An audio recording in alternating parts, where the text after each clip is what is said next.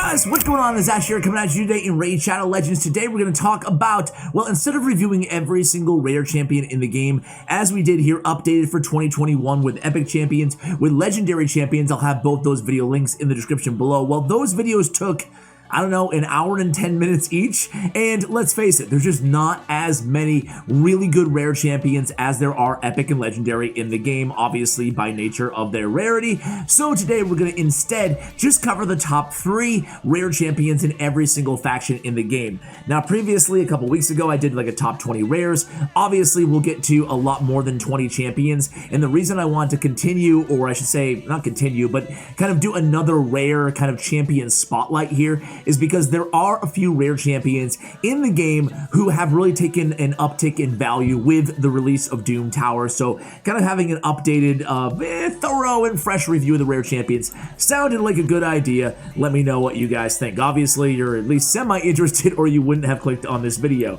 So I want to throw it out to you guys first. Leave me a comment in the comments below. Who are overall your top 3 rare champions? I'll give you mine at the end of the video. I'll give you my top, actually, you know what? I'll freaking forget. I'll say it right now. My top 3 rare champions, this isn't necessarily the best rare champions, just the rare champions that I am kind of just a really unabashedly big fan of for whatever reason. Number 1 is going to be Reliquary Tender. You guys already know, man. She's so good. We'll talk about her when we get to High Elves. Number 2 is going to be Cold Heart because she is the best rare champion in the game, in my opinion. And number 3 is going to be Khazard Deep Heart because he is the most unique rare champion in the game. We'll talk about him towards the end of today's video. So that's my top 3 rares, even though obviously the classics like Apothecary and stuff are arguably better, maybe even than Khazard. Anyway, top 3 champions and Bannerlords. Dagger. Dagger is a new champion added to the game. I'm a big fan of Dagger. On her A3, she has a decreased attack. On the A2, she has an AoE attack on a 3-turn cooldown with a 75% chance. You're obviously going to be picking up the Sniper Mastery, should be a priority on Dagger. 80% chance to get a 3-turn AoE decreased defense, big version. Really nice because unlike War Maiden, she's not Force Affinity, she's Void Affinity, which means she's more difficult to get, but at the same time, obviously no bad affinity matchups for Dagger, and she puts out a lot of damage. She actually hits pretty hard here on this AoE attack on the A2. I use Dagger, as you guys know, in a lot of my different champion videos here, or I should say, you know, as a kind of a complementary piece on other champion guides. I include her a lot on the teams. Valerie. So let's be real. Bannerlords, pretty weak in terms of a faction. Valerie is the second best in my opinion. Her base stats are pretty solid. 1k defense and 98 speed is pretty good for a rare champion. She has the increase the duration of all buffs on all allies for 1 turn. Also decrease the duration of all debuffs on allies by 1 turn. And increase attack buff on all allies for 2 turns, all on a 3-turn cooldown. Energizing Presence is actually a really good ability. And then she has a shield as well on all allies for 2 turns. Value the shield depending on her level. Heals each ally according to the number of buffs they are currently under. So Protect is also a great ability, albeit under a 5-turn cooldown. Overall though, Valerie is a super solid champion. Not endgame viable like Dagger is. I will kind of make a mention here as we go through this video, by the way, who I think is really endgame viable. And Conqueror, the number 3 in my opinion, is not endgame viable. He's more of a mid-game champion. Bannerlord, obviously, on the A2. Attacks 1 enemy, removes 2 random buffs from the target, but this is under a 2-turn cooldown, which is pretty nice, and he hits decently hard. So a 2-turn cooldown with a high base attack, scales really well, hits hard, you gotta like it. And then attacks 1 enemy on a 3-turn cooldown, excuse me, when booked. A lot of books on this champion though, a lot of books on every champion nowadays, right? Enemies killed cannot be revived. So I think that between Purge and Cut down to size, I actually think that Conqueror is the 3rd best Bannerlord rare champion. Those would be the 3 most worthy of ranking up to 6 stars in my opinion, and that's kind of the qualifier here when we talk about any of these champions. Now it gets a little bit easier when we go to Apothecary, obviously one of the best rare champions in the game on a 2-turn cooldown. He's a really good heal, which can be critical. We mentioned it before, but just in case you haven't watched those videos, that critical heal is based on the critical rate of Apothecary, so a good idea to maybe put some crit rate gauntlets on this champion. 3-turn cooldown with increased speed and the turn meter of all allies by 15%. That is Apothecary. You guys are probably very familiar with his kit. He also has, I should just mention, one of the best defensive auras for dungeons at 21% out of rare champions, second to only Longbeard, I believe, which we'll talk about in a little bit. So number 2 is going to be, well, you just heard from me earlier, Reliquary Tender. She's my favorite champion. Not only does she have remove all debuffs from all allies on a 3-turn cooldown, but she also is placing a big version of continuous heal for 2 turns. That's a ton of healage plus the debuff removal. This ability, Tender's Watch, is insanely good. Forget it, it's insanely good even for an epic champion. Even for a legendary champion, it's still a good ability. Attacks one enemy, has a decreased attack on the A1, a weak version albeit, and then the revival as well. Nice to have the revival. There's only a few revival rare champions in the game. Reliquary Tender is one of them. And then my third is Eris. Eris is more of a mid-game champion compared to Kale and compared to Reliquary Tender, so if you're invested in her, just keep that in mind, that probably not going to be running her in the, as you approach the end game of Raid Shadow Legends, going to have to kind of graduate. Extra turn if the target is killed on Bullseye, her A1, which is noteworthy because her passive counterattacks the attacker when an ally is attacked. So this is a 1-turn cooldown, so every turn, whenever an ally is attacked, boom, she goes in, and if she kills that target, she gets an extra turn. So nice synergy between the passive and the A1 there. Also, Exhortation, her A2, pretty solid too, right? Removes 1 random debuff from all allies, which sometimes is all you need, you know? Sometimes there's not more than 1 debuff. It could be a freeze, could be a stun, boom, removed. 3-turn cooldown. Also has 100% when booked to place a increased speed on all allies for 2 turns. Very similar to Apothecary. Instead of the turn meter boost, we get the debuff removal. So Eris, definitely a champion that is a bit underrated. However, again, not endgame viable, really. I mean, could you stick her in an endgame team? Sure. But is she, you know, an endgame superstar? No. We got Sacred Order, guys. Sacred Order, we're going to start with Draconis. Draconis, you guys know, is one of my personal favorite champions. Kind of new addition to the game. Has a heals lowest ally with by 7.5% of the damage inflicted, and his A1 actually puts out a decent amount of damage. So you're getting a pretty solid heal on the ally with the lowest HP who needs it the most. Place a shield buff on all allies equal to 50% of this champion's max HP for 2 turns. On a 3-turn cooldown, a pretty dependable, reliable shield on his A2. Sign me up. Order of Mercy, again, attacks 1 enemy on a pretty good multiplier based on HP damage, removes all debuffs from the ally with the lowest HP, then heals them by 25% of the damage inflicted. A really good heal, does a decent amount of damage, removes all debuffs as well. It's a solid ability in an already solid kit, so I'm a big fan of Draconis. Next up, we're going to actually give a nod to Aethel, one of the starting champions inside the game. Aethel is a really, really good champion. Personally, she's my second favorite of the starting champions, behind Kale, of course. She has a 3-time hitter on the A1, which is nice for Fire Knight, obviously. She also has an AoE on the A2 on a 3-turn cooldown, extra 15% of landing a critical hit, and then the increased attack, increased defense on herself, but gains an extra turn is really nice because it's really refreshing the cooldown 1 more turn of Divine Blade. So she goes a bit faster. You know, put that together with a 3-hitter on the A1. I think that Aethel is a very, very solid champion inside the game. Tapers off a little bit towards the end game. Number 3 is going to be Mother Superior. Draconis, I actually see as kind of end game viable. Is he a end game beast like Reliquary or Apothecary or Cold Heart? No, but you can definitely ride him into a support role in Faction Wars. I used him on Faction Wars 2021 stages. Mother Superior on the A2.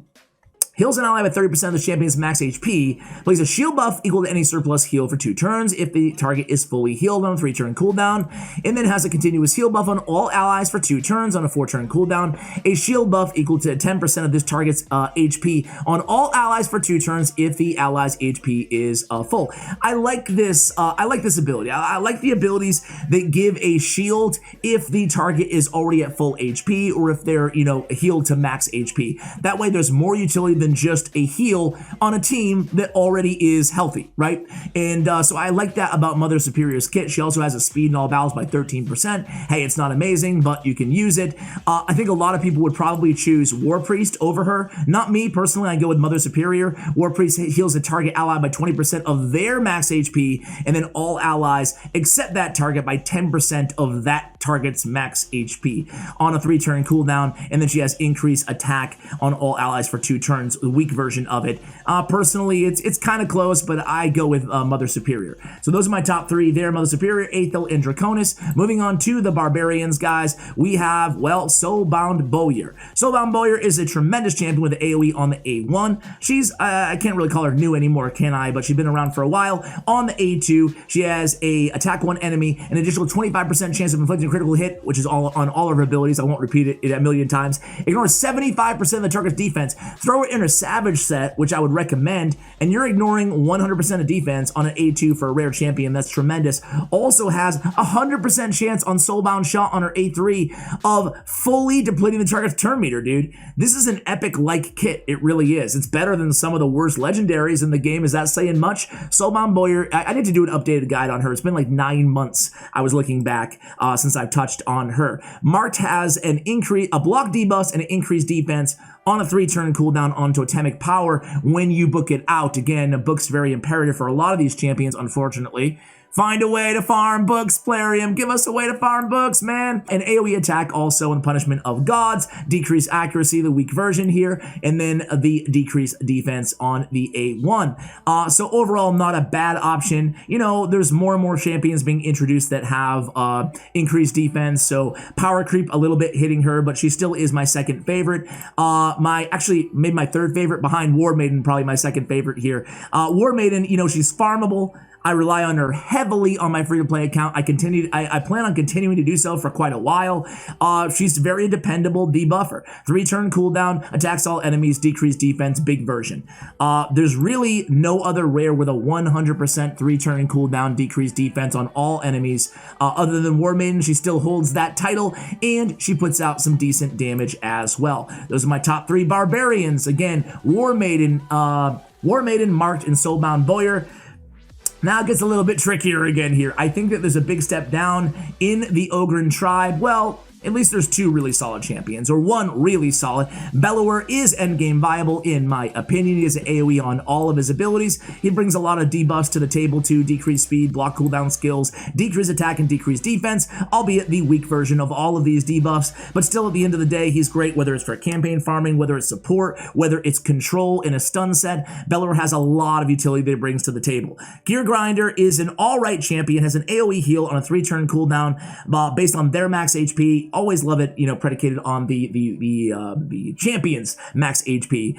But, you know, at the end of the day, he does have a 5-turn revival as well. Maybe you don't have a Reliquary Tender, maybe you're struggling, you don't have a good reviver on your squad, and you want an affinity neutral void reviver to run, say, in Faction Wars for Ogryn Tribes. Really helpful to have an Ogryn reviver rare champion at that. So a little bit more niche maybe than the other champions we talked about so far today, but I think a pretty good champion overall. So number 3 here is going to be Roughstone.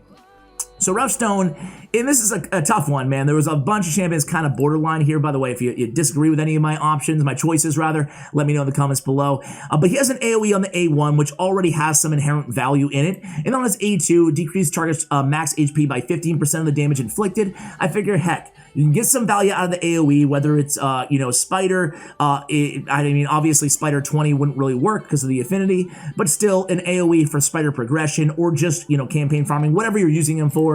And then having the decreased max HP is actually pretty useful because of the Scarab King. And then for the early mid game, obviously, guys, for normal difficulty, Doom Tower. And then ignore 50% of target's defense and 50% a chance of gaining an extra turn if the attack is critical on a 3-turn cooldown for Slobbering Rush. I like the ignore half of the target's defense as well, so that's Roughstone, guys. Moving on to Lizardmen here. Lizardmen, another tough one here. Now, luckily, we have one guy who did see a big kind of increase in value in Metal Shaper. He has a 2-turn shield. Very important, again, for Doom Tower. Places a shield buff on all allies for 2 turns. The value of the shield proportional to this channel's, champion's, level. So, you know, all said and done, is he an OP game changer? No, but it's nice to have that 2-turn consistent shield. 2-turn shield, It's up for 2 turns. That's it. You get a shield all the time, you know, obviously, unless the enemies remove it. Removes all debuffs from an ally with lowest HP, then heals this ally by 20% of this champion's max HP, and places a weak version of increased defense buff on the target for 3 turns on a 4-turn cooldown. Not a bad, ability at all on rescue, and it really does that literally, right? It rescues that champion. Also noteworthy that his damage is based on defense. So granted, it's not a lot. It's only his A1 is the only ability that he has that does any damage, but at the end of the day, not too bad. Next up is going to be Bogwalker. So Bogwalker is an OG clan boss champion, has a decreased attack on the A1 at a pretty decent land rate at 50%. His damage is based on defense, so again, for clan boss, easy to keep this dude alive, and then an AoE attack with the increased defense on all allies for 2 turns on a 3-turn cooldown. Now, granted, it's a small version of increased defense, but a lot of teams, especially in the early and the mid game, they're lacking that AoE increased defense champion. Even 30% can really help you guys out a lot. Also has a reflect damage on all allies for 1 turn when attacked with a critical hit, and that happens that procs every 3 turns. So that is Bogwalker. Next I have Haruspex.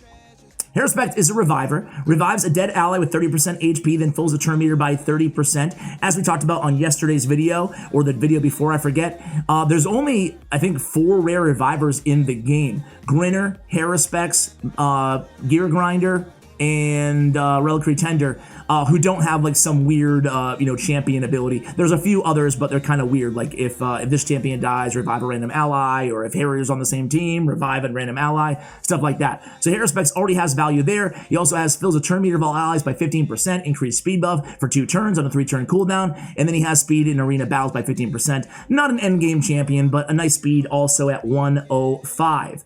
Moving on to the Skinwalkers.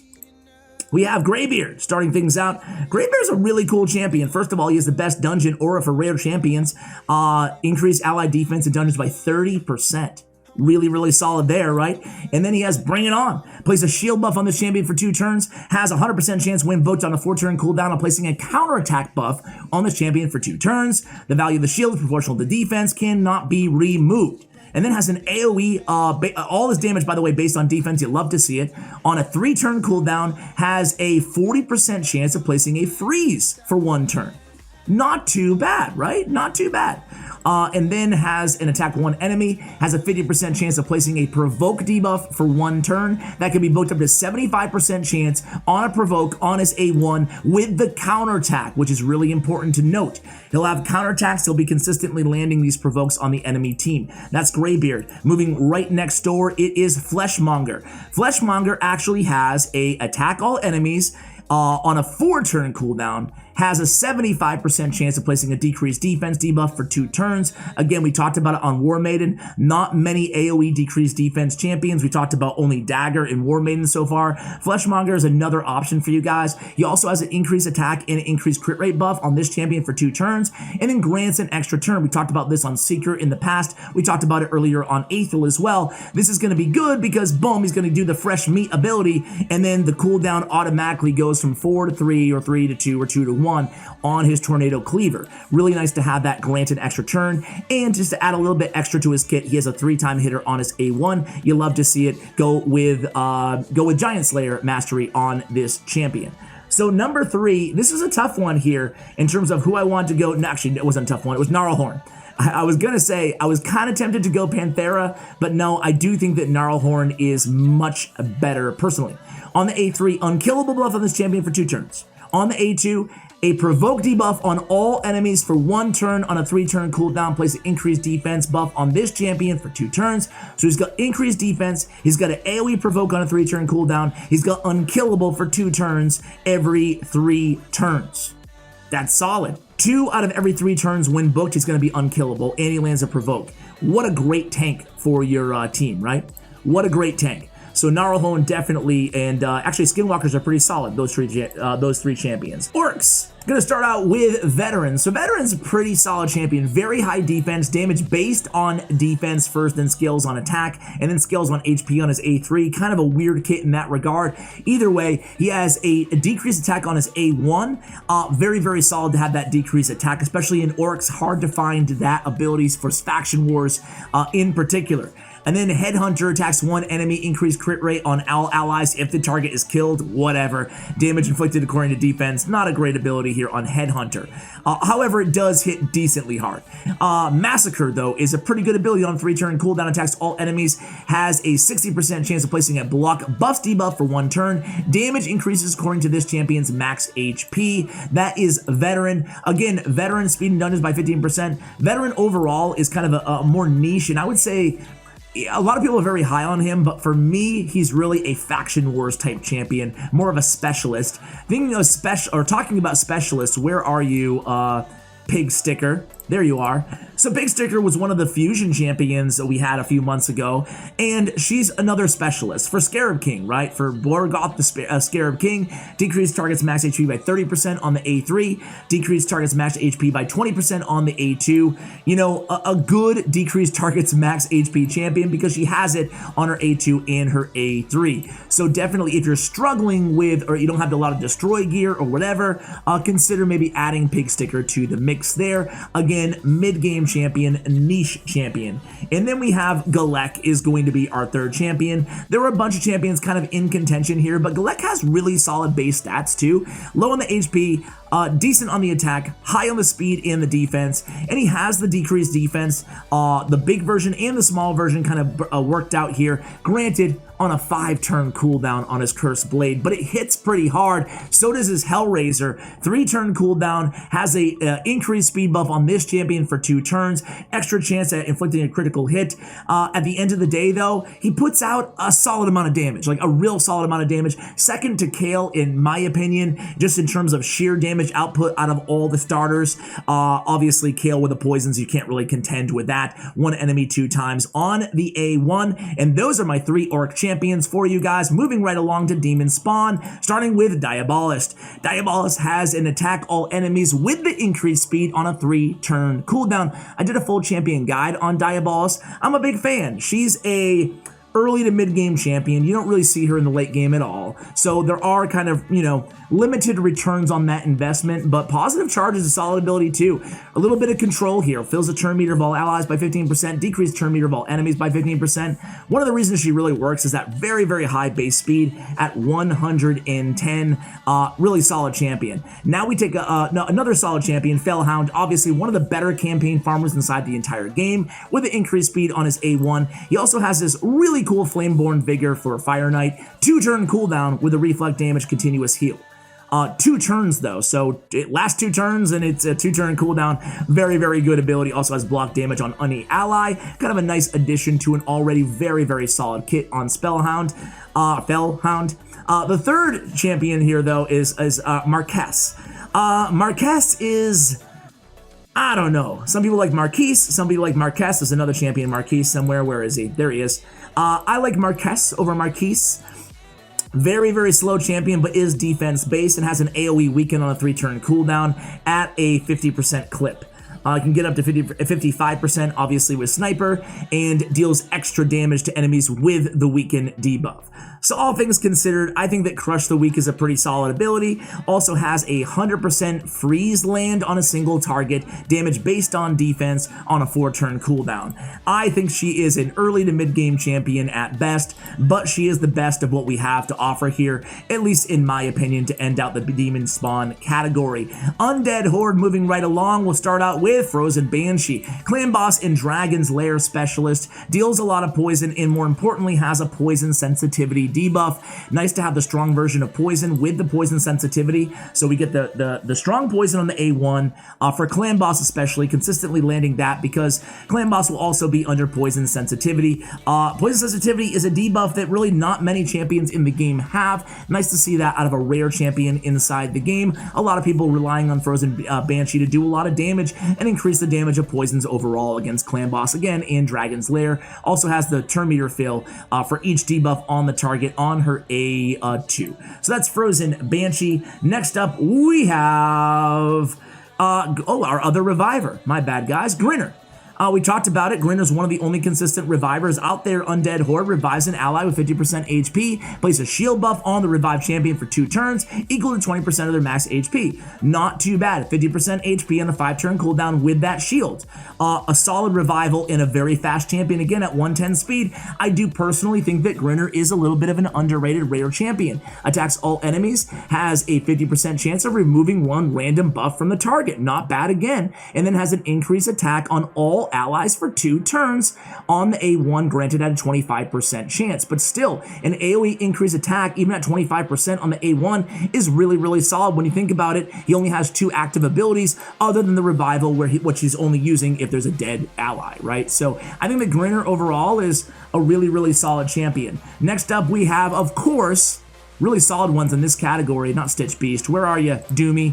Doomscreech. You guys know I am a huge fan of Doomscreech. He has a fill the turn meter of all allies by 30%, and then plays a 60% increased defense buff on all allies for 2 turns. Warning Screech on a 3-turn cooldown, one of the best abilities on a rare champion inside the game. Also has a pretty cool shelter, doesn't hit very hard, but places a shield buff equal to 30% max HP on this champion for 2 turns, and then damage increases according to this champion's current HP. Attacks all enemies. He's a high base HP for a rare, especially at 20k. Good candidate for a shield set because his damage is based off of HP as well. Let's throw him in a shield set, you get some great support there. Got a nice turn meter booster, and you have an excellent increased defense champion for your team.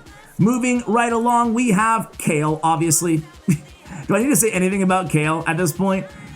Really solid AoE, best starting champion, deals a ton of damage on his poisons. Do I need to say anything about Coulthart? 4-time hitter on her A1, thank you very much. An AoE attack on a 3-turn cooldown, pretty hard hitting too on Art of Pain on her A2, and one of the best rare abilities, if not the best rare ability inside the entire game. I will say it's the best rare ability.